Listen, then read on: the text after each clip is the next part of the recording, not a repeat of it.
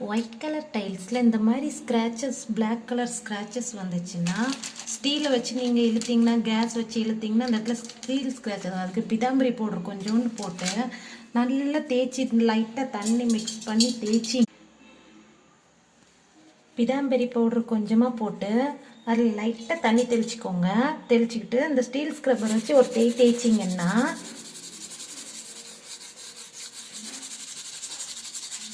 பிதாம்பரி பவுடருக்காக அந்த நல்லா போயிடும். அந்த பிளாக் ஸ்க்ராச்சஸ் இருந்த இடமே தெரியாமல் போயிடும்.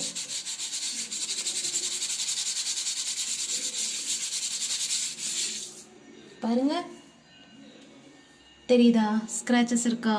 இல்லை. நீங்களும் உங்கள் வீட்டில் இந்த மாதிரி ஒயிட் கலர் டைல்ஸில் ஸ்க்ராச்சஸ் ஆச்சுன்னா பிதாம்பரி பவுடர் வச்சு நல்லா தேய்ங்க. பிளாக் மார்க்ஸ் ஃபுல்லாக ரிமூவ் ஆயிடும்.